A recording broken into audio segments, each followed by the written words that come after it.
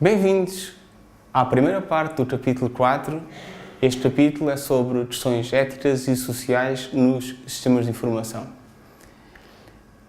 Os objetivos deste capítulo são variados, não é? Mas começamos por ver quais são as questões éticas, sociais e políticas, não é? Que os sistemas de informação levantam, quais são os principais princípios de conduta que devem ser utilizados para guiar essas decisões éticas, porque é que os sistemas de informação em geral e em particular a internet colocam tantos desafios sobre a proteção da privacidade e da propriedade intelectual, e como é que os sistemas de informação afetam a nossa vida no dia-a-dia, por exemplo, a relação entre o trabalho e a nossa casa.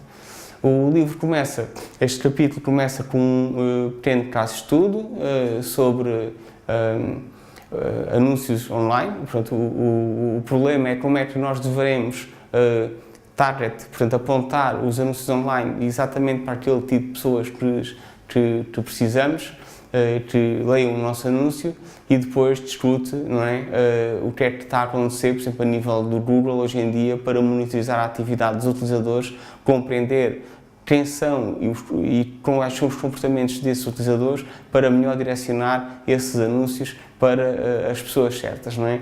Já agora, sobre isto eu posso juntar uma pequena história, porque já há vários anos faço anúncios no Google com o AdWords e depois vejo os resultados com o Analytics, mas mais recentemente no Facebook. E o Facebook tem uma grande vantagem para quem compra anúncios, porque permite segmentar por idade, por região e por interesses as pessoas que vão ver os nossos anúncios, enquanto no Google, que não tem essa informação, é muitíssimo mais difícil de fazer isso. Portanto, os anúncios do Facebook são mais focados e, portanto, em princípio, têm mais valor. Lá está uma forma de uma empresa, neste caso o Facebook, acrescentar valor utilizando a tecnologia. Obviamente, para o Google, de outras várias formas, como, por exemplo, usando os nossos mails, a nossa atividade nas pesquisas e também a nossa localização também pode fazer esse foco nas pessoas de outras formas.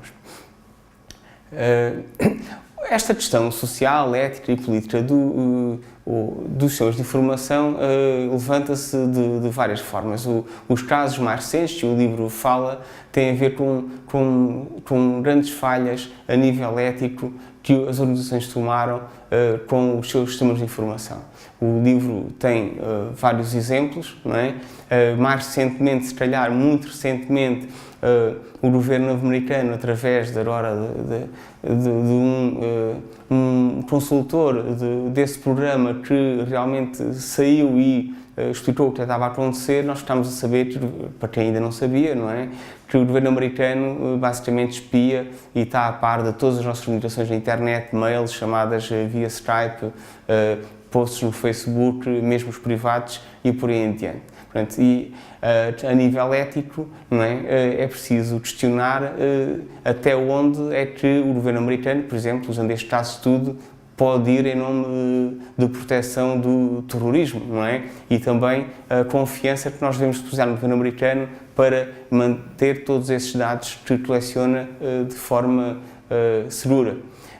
Mas afinal, o que é a ética? A ética, a definição que o livro tem de ética, porque lá está, não é? Cada um poderá ter mais ou menos a sua definição, mas a do livro é que são princípios, o que é que está certo e o que é que está errado, que as pessoas, não é? A nível individual, utilizam para tomar decisões sobre o seu comportamento. Portanto, é importante perceber que a ética é uma questão individual e cada um tem o seu sentido do que é que está certo e o que é que está errado. Os sistemas de informação têm uma grande relação com a ética. Por exemplo, pode haver pessoas que acham que aceder ao mail de um colega está certo, e pode haver outras que podem achar que está errado. Portanto, a nível ético, cada pessoa decide o que é que acha que está errado e aquilo que está certo e que está errado. E, portanto, se não houver uma clara definição e não houver uma assimilação dessas questões éticas, poderá haver alguns comportamentos de certas pessoas que, para outras pessoas, poderão não ser consideradas corretas, não é? E depois é preciso fazer alguma coisa sobre isso a nível político e ou social. Portanto, a sociedade como um todo é um conjunto de pessoas, não é? A nível ético, as decisões são individuais, mas depois temos também as questões sociais da sociedade, Por exemplo, uma pessoa até pode achar determinada ação do ponto de vista da sua ética está correta, mas a sociedade em geral achar que está errada e reprovar esse tipo de comportamento, mesmo que não seja proibido por lei. Mas à parte das leis, ainda há, por exemplo, expectativas da sociedade. Por exemplo, não posso ir numa rua e empurrar uma pessoa sem mais nem menos, porque a sociedade não está à espera que isso aconteça, apesar de talvez não ser proibido eu dar um encontrão querendo numa outra pessoa. Por exemplo, é uma questão ética, eu posso achar que a pessoa me incomodou porque olhou para mim, por exemplo, e dou-lhe um encontrão, mas a nível social, se calhar olhar para as outras pessoas na rua, quando vamos a passar por elas, poderá ser considerado algo perfeitamente normal, enquanto darem empurrões para reagir a esse tipo de olhar já não. Até um exemplo, poderemos ter muitos outros, na internet temos imensos exemplos deste género, não é? E ainda mais com redes sociais. A nível político, é quando a sociedade resolve formalizar algo que considera que está certo ou está errado, nomeadamente o que considera que está errado numa determinada lei. O livro oferece uma espécie de um framework, não é? Para lidar com estas questões sociais, éticas e políticas a nível individual, a nível da sociedade, depois a nível dos sistemas políticos, que em 5 dimensões. 5 dimensões é a qualidade de vida, accountability, portanto, em português é difícil encontrar a palavra, e o controle, os direitos e as obrigações sobre a informação, depois direitos de informação sobre as obrigações sobre a propriedade e, finalmente, a qualidade dos sistemas. São as 5 dimensões que o livro utiliza, que devem ser cruzados com estas 3 questões éticas, sociais e políticas. Éticas a nível individual, sociais a nível da sociedade e políticas nos sistemas políticos, nomeadamente dos Estados e, cada vez mais, da União Europeia, etc. Portanto, estas são as 5 dimensões morais que o livro apresenta e te explica em mais pormenor. O que é que está a acontecer e porque é que é tão importante falar sobre questões éticas hoje em dia associadas aos sistemas de informação? É que as tecnologias têm permitido criar muitos benefícios para as organizações e para a sociedade em geral, mas também levantar uma questão de novas questões sociais e éticas, por exemplo, com a facilidade que hoje em dia existe em armazenar dados. Por exemplo, hoje em dia podemos armazenar todos os e-mails que enviamos ou recebemos. As organizações podem guardar todos os e-mails que qualquer seu empregado ou seu cliente mandou ou recebeu desde sempre. E depois fazer data mining sobre esses dados e obter, saber, por exemplo, quem estava a dizer mal do chefe, por exemplo, é algo que hoje em dia é relativamente fácil com as tecnologias que existem hoje, atualmente, não é?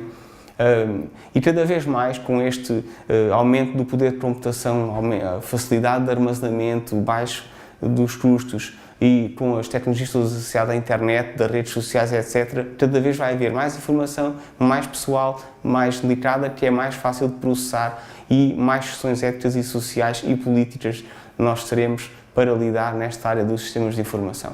É importante que um profissional de sistemas de informação tenha consciência destes desafios. Nomeadamente, os desafios têm a ver com as técnicas de análise de dados que existem hoje em dia. Eu já dei o exemplo do governo americano, mas o Google, como sabemos, também analisa todos os mails que nós enviamos e recebemos através do Gmail.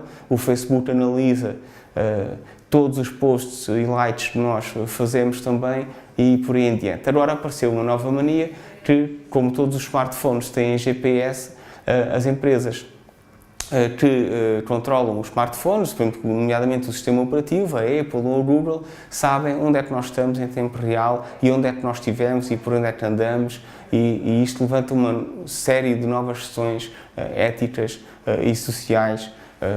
E se alguém tem dúvidas, ative estas funcionalidades ou provavelmente até já estão ativadas, e vai ver que é quase aterrorizador a quantidade de informação que estas empresas têm sobre nós próprios e que vão utilizar para seu benefício, não é? E só não nos vão afetar se por acaso isso não acontecer.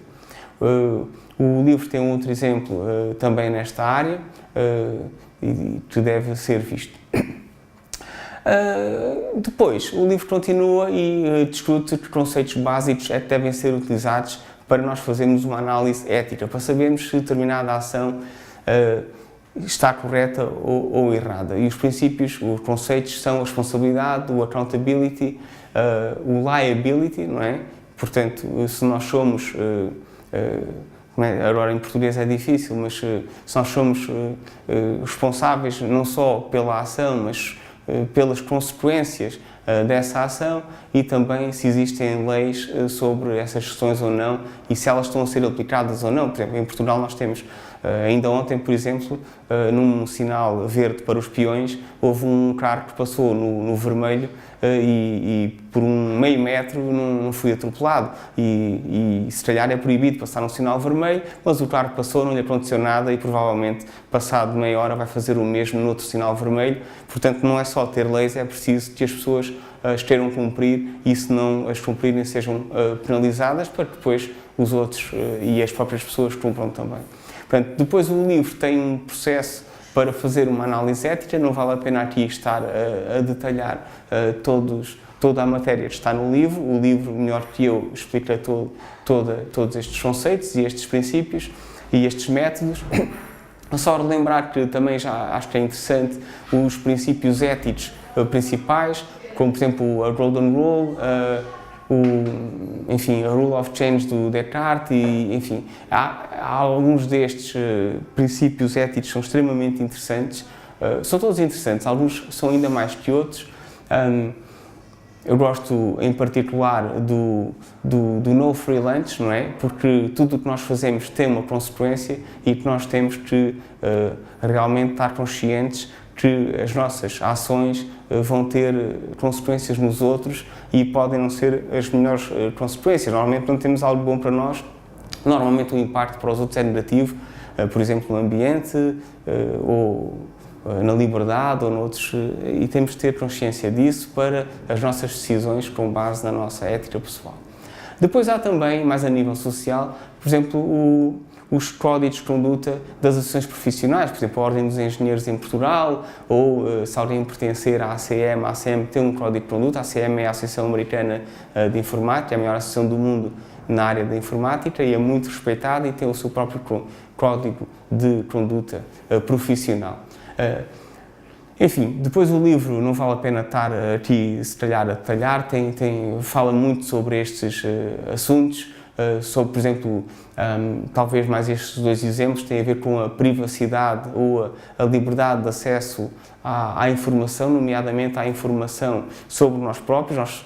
Nós temos o direito de ser deixados em paz de vez em quando, por exemplo, saber se estamos na praia, por exemplo, podemos lá estar sem ninguém saber, ou sem telemóvel e não ser contactáveis, porque também precisamos descansar de vez em quando, e cada vez, como sabemos, isso é mais difícil. Hoje em dia as organizações partem do princípio que se a pessoa tem um telefone do trabalho, tem de estar disponível 24/7, todos os dias da semana, dia e de noite, o que é discutível se isso faz sentido ou não, porque a pessoa já tem um horário de trabalho. Mas hoje em dia quase toda a gente trabalha à noite depois de jantar, com as consequências que nós conhecemos. Isto aplica-se às organizações, aplica-se aos Estados, não é? aos organismos públicos. Cada vez colecionam mais informação sobre nós. É preciso ver essa informação está relacionada para quê, quem é que tem acesso a ela, se ela está segura, porque um dos problemas que neste momento se coloca é que o governo americano, que espia todos os americanos e todas as relações com os Estados Unidos, mesmo de não americanos, no mundo inteiro, usando o Facebook, o Skype, telefones, e-mails, o que for, mas depois ele próprio, o governo americano, não consegue proteger essa informação, não é?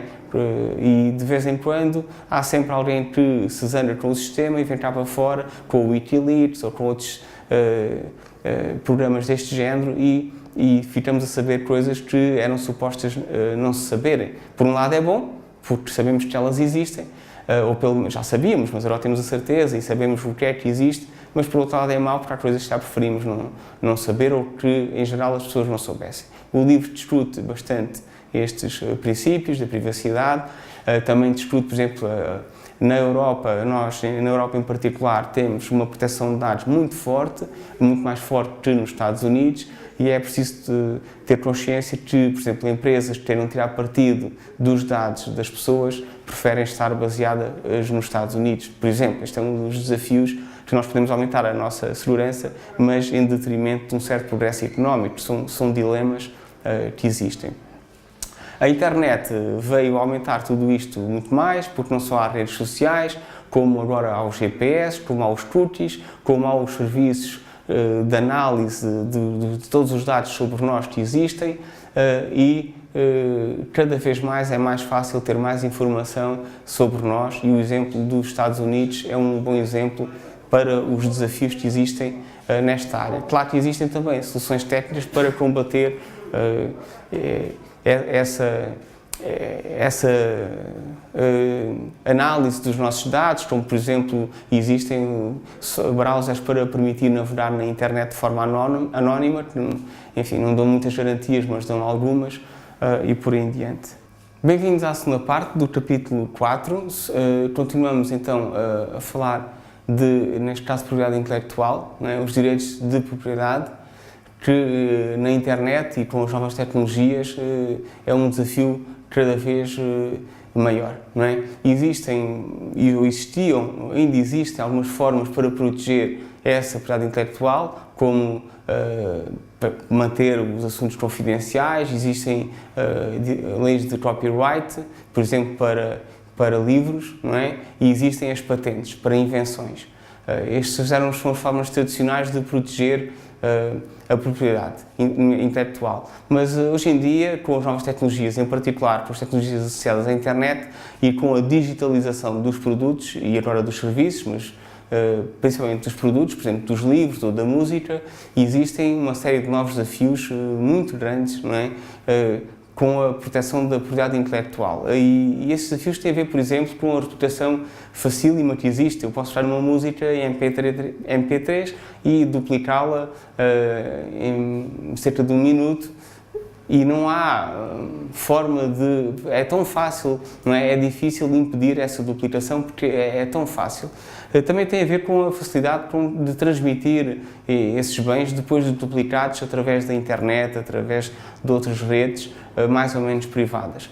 Também outro desafio é a dificuldade em também proteger o software, não é? Porque o software pode ser muito complexo, mas depois, uma vez estando digitalizado, também é muito mais fácil de copiar e de transmitir. Portanto, não é só para produtos como música, mas também para produtos muito sofisticados.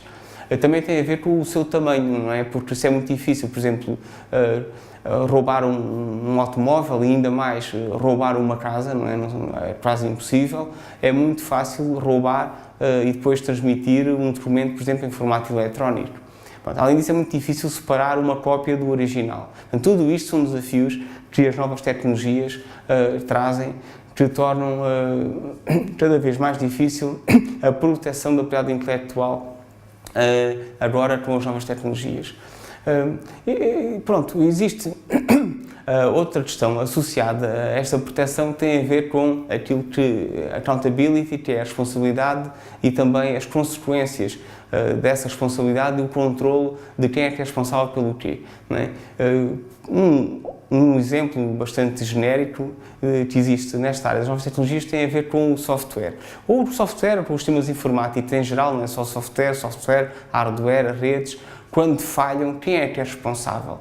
Esta questão é fundamental e não está muito esclarecida ainda hoje em dia. Se eu faço um sistema, sei lá, para comandar um avião e o avião cai, é culpa de quem fez o software, de quem pôs o software no hardware, de quem o instalou no avião, ou de quem é dono do avião, ou de quem opera o avião, e da empresa ou do piloto. Estas questões são cada vez mais importantes, porque cada vez mais uma maior parte da nossa vida, e neste caso estamos a falar de vidas mesmo em jogo, são controladas por sistemas informáticos cada vez com menos intervenção humana. O exemplo do avião é um exemplo muito bom, porque hoje em dia os aviões já levantam e aterram sem intervenção humana. Os pilotos vão lá mais para caso aconteça algo mal, mas caso aconteça alguma coisa, em princípio o próprio sistema informático está melhor preparado para lidar com esses problemas do que os próprios pilotos.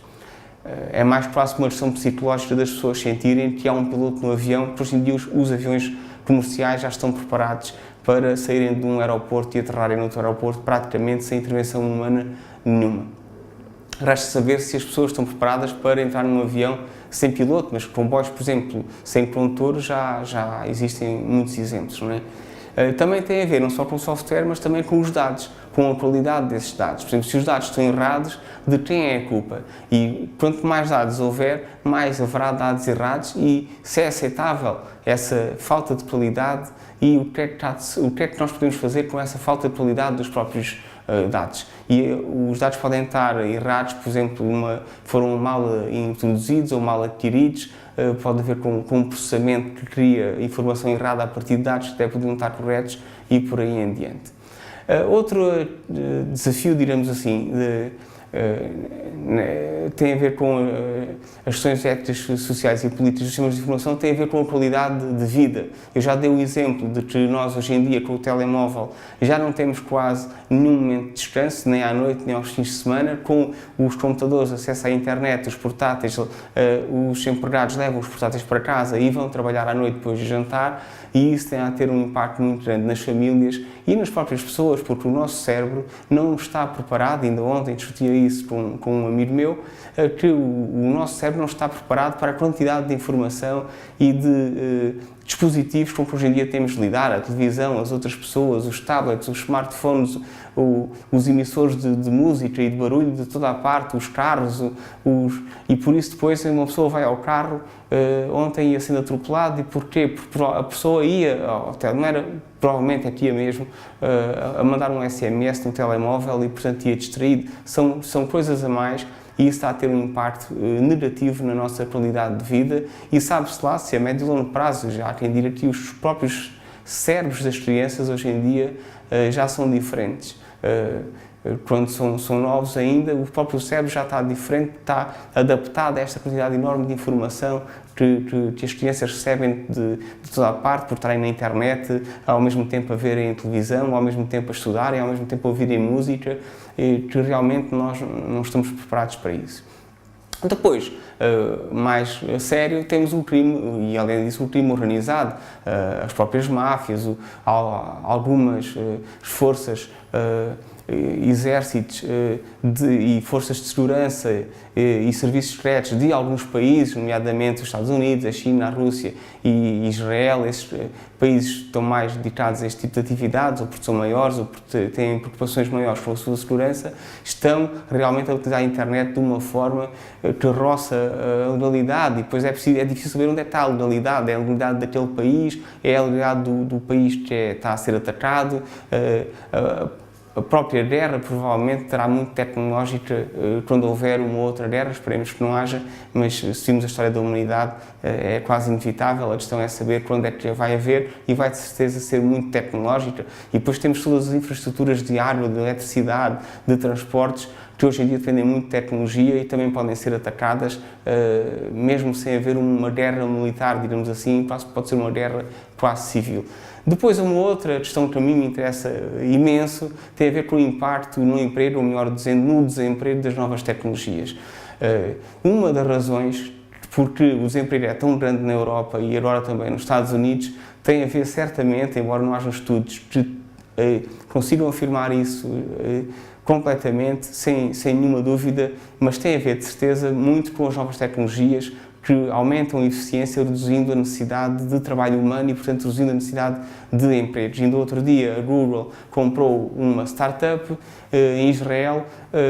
Foi uma história muito interessante, porque eu fiz as contas e a Google tinha comprado a empresa por 10 bilhões de dólares, e a empresa tinha 100 empregados. Significa, se dividimos 10 bilhões por 100 empregados, que cada empregado valia, entre aspas, 10 milhões de dólares. E cada empregado recebeu $1 milhão de bónus quando a empresa foi comprada pela Google. Portanto, o que está a acontecer é que há uma classe cada vez mais pequena de winners, de ganhadores, com as novas tecnologias, e uma classe cada vez maior de losers que estão a perder. E como é que nós vamos reagir a este aumento do desemprego e esta incapacidade da grande parte da população de se adaptar às novas tecnologias? É um desafio ético, social e político enorme, não é? Pronto, já para não falar da divisão que existe, por exemplo, entre jovens e pessoas com mais idade, que provavelmente já nem vão fazer o esforço para se adaptar a este mundo novo. E, por exemplo, hoje em dia, para declarar impostos é preciso aceder à internet. Como é que as pessoas de mais idade vão declarar impostos no futuro? E até hoje em dia já já se nota essa questão. Também a nível da saúde, da própria saúde. Por exemplo, eu, quando escrevi a minha tese de mestrado e mais tarde voltou a acontecer com a tese de doutoramento, tive um problema aqui no braço de estar demasiado tempo a usar o rato no computador. O próprio rato provavelmente é um dispositivo que vai desaparecer, mas que quem usa muito pode ter este tipo de problemas, que é uma doença conhecida hoje em dia, que é causada por esta tecnologia do rato, que é uma nova tecnologia, ou agora já não é nova, já é antiga, mas que é uma tecnologia que realmente também tem estas componentes negativas.